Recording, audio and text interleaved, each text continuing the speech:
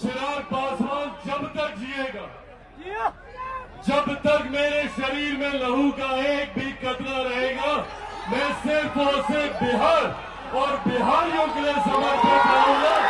ये बात आज स्पष्ट है। चिराग पासवान को कभी न सत्ता का मोह रहा, न सत्ता का लालच रहा। मेरे नीति, मेरे सिद्धांत, मेरे आदर्श सिर्फ और सिर्फ बिहारियों के लिए समर्पित है और उन्हीं के लिए ही ये गठबंधन है। और साथियों, आज इन बातों का महत्व और ज्यादा बढ़ जाता है।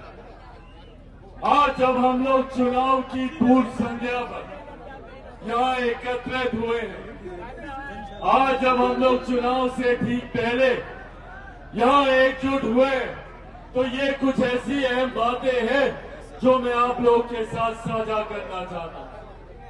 कई सरकारें आई, कई सरकारें गई, कई गठबंधन हुए, कई गठबंधन टूटे, पर आज भी हमारे प्रदेश की समस्याएं वही की वही मौजूद है।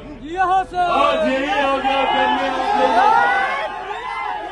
हमारे प्रदेश को बार बार कई सरकारों ने लूटा, कई राजनीतिक दल आए, कई राजनीतिक नेता आए, बड़े बड़े वादे हम लोगों से किए गए, बड़ी बड़ी बातें हम लोगों से कही गई, पर हकीकत है कि आज भी बिहार वही का वही खड़ा है। बल्कि हर बीते साल के साथ बिहार बर्बादी की ओर अग्रसर हुआ।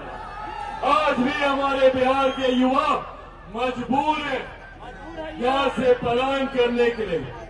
आज भी हमारे बिहार के लोग दूसरे राज्यों में जाते हैं, शिक्षा के लिए, रोजगार के लिए, स्वास्थ्य सेवाओं के लिए। आज भी हमारे प्रदेश में छोटी छोटी मूलभूत जरूरतें सबसे बड़ी समस्या बना हुआ। आज ये चुनाव का समय है जब हम लोग को सही फैसले, सही निर्णय लेने, चुनना है हम लोग को कि आज तक जो लोग हमारे साथ, हमारे बीच बड़े बड़े वादे करके आए, उन लोगों ने हमें क्या दिया, और अगर नहीं दिया तो क्यों हम उन्हें दोबारा चुने।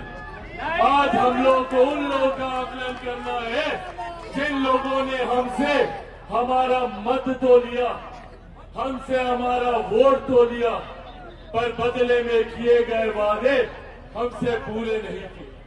पर आज यही प्रदेश विभिन्न प्रकार की समस्याओं से जुड़ी, और ये जिम्मेदारी अब हम सब पर आती है। हमारी पिछली पीढ़ी ने निरंतरता में संघर्ष किया, हमारे बुजुर्गों ने किया। मैंने खुद अपने नेता, अपने पिता आदरणीय रामविलास पासवान जी को देखा कि किस तरीके से उन्होंने अपना पूरा जीवन समर्पित किया कि कैसे हम लोग अपने प्रदेश को विकसित राज्य की श्रेणी में लाकर बराबरी पर खड़ा करें। पर कई तरीकों के मतभेदों की वजह से, कई तरीकों के विभाजनों की वजह से हमारा प्रदेश उस विकास की गति को हासिल नहीं कर पाया। और आज यही आग्रह करने आप लोगों के बीच आए। हम लोग को जात पात, धर्म, मजहब में बांटकर विभाजन की राजनीति सुनियोजित तरीके से की जाती है ताकि हम लोग आपस में बटे रहे और हमारे प्रदेश को विकास से हम लोग अछूता रखें, ताकि यहाँ पर कोई विकास की बात ना करे, यहाँ पर कोई अपने बेहतर भविष्य की बात ना करे। इस तरीके के राजनीतिक षड्यंत्र जानबूझकर हमारे प्रदेश में रचे गए। लगातार हमारे प्रदेशों में विरोधाभास की सरकारें रही, केंद्र में कोई और, राज्य में कोई और, राज्य में जिसकी सरकार, केंद्र में उसके विपरीत विरोधाभास की सरकार। पर साथियों, अब ये समय है अपने अधिकारों को जानने का, अपने हक, अपने अधिकारों के लिए लड़ने का।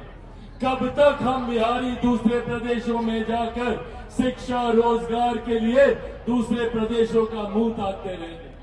आज जरूरत है अपने ही प्रदेश में बेहतर से बेहतर शैक्षिक संस्थान खोले। यहीं पर हम लोग को उच्च स्तरीय शिक्षा अपने ही प्रदेश में, और अपने प्रदेश में ही नहीं, अपने ही जिले में, अपने ही प्रखंड में, अपने ही गांव में हम लोग को बेहतर से बेहतर शिक्षा व्यवस्था मिले, स्वास्थ्य व्यवस्था मिले।